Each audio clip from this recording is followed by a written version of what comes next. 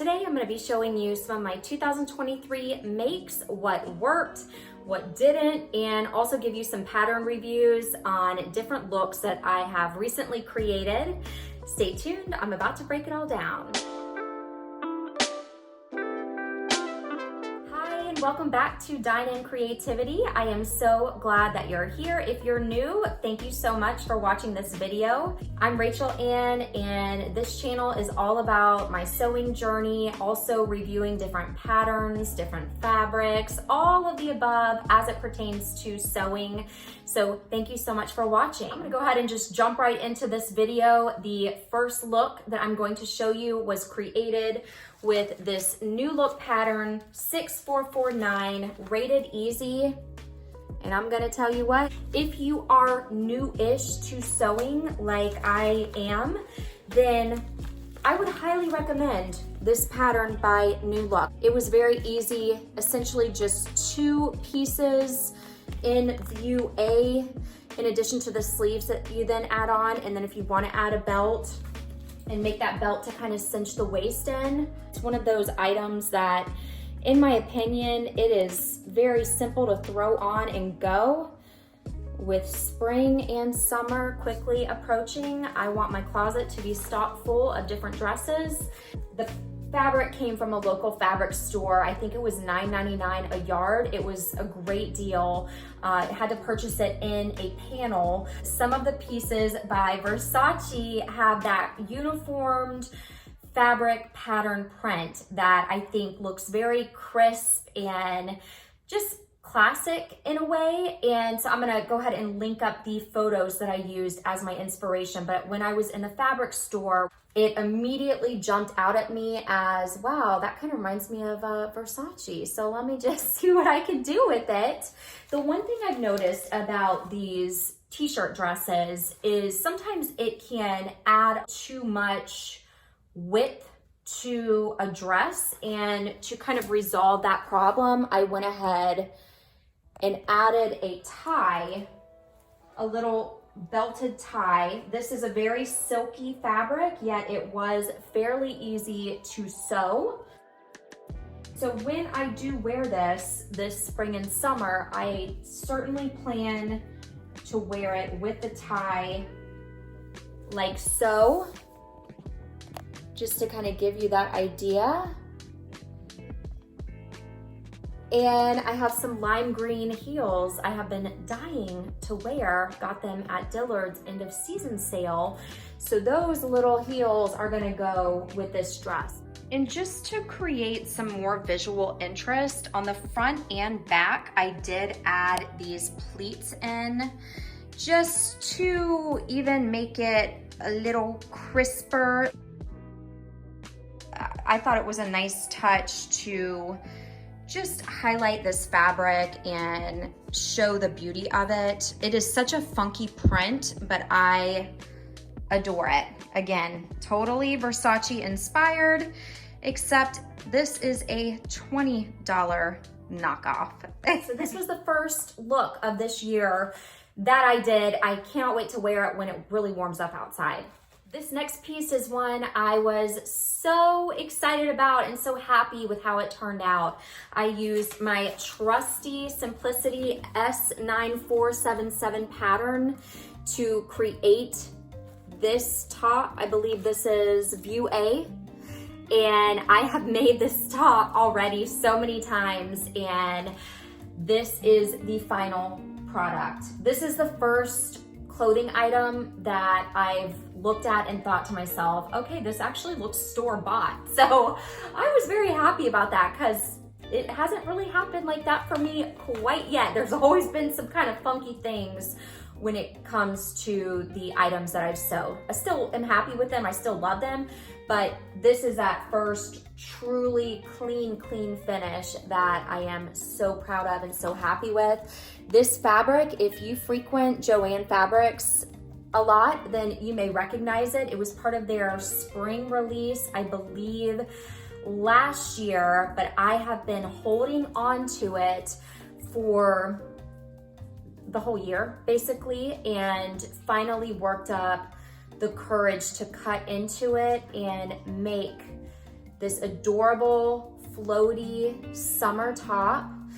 This is gonna be so easy and cute to just throw on either with white pants or shorts or anything of that nature. It is see-through here with these circular pieces of lace, but in where I live, it gets so hot, I don't even care. I still think it's gonna be really cute. I did do the recommended double layer, but I flipped it to the inside. If I'm not mistaken in reading this particular pattern, it required it to be put on the outside, but I'm always, again, I say this all the time, striving for that really tailored, clean finish. And so I sewed that double backing on the inside to create that. But the little floaty sleeves, I am just wild about it. I went ahead and did a rolled hem. Didn't do the bias tape on this one, and also did the rolled hem at the bottom. I'm going to also show you the back. Same thing, just that really clean square neck finish. And they also have this fabric at Joann Fabrics in baby blue. I believe they still have it. If they, I need to go back and check, but if they do, I really want to grab it. It was not as hard as I thought to work with, which is always an added bonus, but this was the finished product. This next item, I utilized fabric from one of my local fabric stores, and it was this really nice silky, beautiful silky floral material. I self-drafted this pattern. I believe that these sleeves, though, were taken from the Simplicity S9477 pattern. This, to me, is my go-to staple. I have used these sleeves multiple times on several different items. You gotta love a drapey, just flowy sleeve. I'm all about that. But I am also, if you haven't noticed, just crazy about square necked dresses and tops right now. I really think it's such a modern update to the scoop neck, more traditional shirts, which are also beautiful too, but I am just obsessed with and can't get enough of square neck tops, case in point over here. So, but this one is a scoop neck, and it really is created in the peplum style. I don't know how well you can see, but I did sew darts into this one. Like I said, this pattern was self-drafted, and because of that, it needed to have more structure in the actual shirt itself. I didn't want it to be a necessarily loose hanging peplum. Instead, I wanted it to have a little tapering at the waist to pull it in. But this shirt went through several iterations. I believe I bought 1.5 yards of fabric, and I wanted to make just a short, cute dress for the summer. But when I started working with the fabric, it wasn't working with me. So it ended up becoming a fully lined, I did buy this almost polyester silky and completely underlined the shirt. Did not underline the actual peplum piece because I want that to flow, but I did underline the full top itself to go ahead and create this garment. I haven't worn this yet, but it is something that is hanging in my closet. And once it does start to warm up, I can't wait to finally break it out and start wearing it. All right, I'm gonna be honest here. I actually sewed this up. This was one of the first pieces I ever sewed last year in 2022. Certainly one of the first pieces I ever sewed on really silky fabric. And I utilized this Butterick B6770 pattern to make this top. As a beginner sewer at the time and working with silky fabrics, I thought it was moderately difficult. It's rated as easy, but in my opinion, I'm pretty sure it was the slippery fabric. And the reason I'm including this in my 2023 makes video is because I just took apart the top of it to neaten it out and straighten it up. because I wish I would have taken a photo of it at close up. I'll include some photos of me actually wearing it, but I had folded the interfacing and the silk together so many times that it almost created this very odd, very thick collar all around the front that was not working. But I do love, again, true to who I am, I love a good flowy sleeve. It's not my favorite, it's not even my best look or best piece, but I am for sure gonna wear this. I wore it whenever it had the big thick collar because I was so proud of it, and I like the way it made me feel when I put it on. So I said it's a go, I'm gonna give it a try. All right, so let me just go ahead and show you some of the details. Like I said, this is a 2022 make that I did rework, and that's why I'm including it in my 2023 makes video.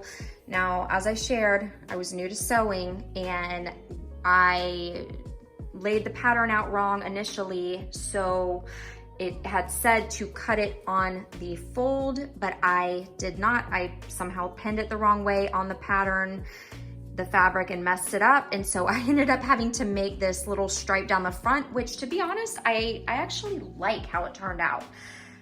The collar, I went ahead and did my trusty old bias tape.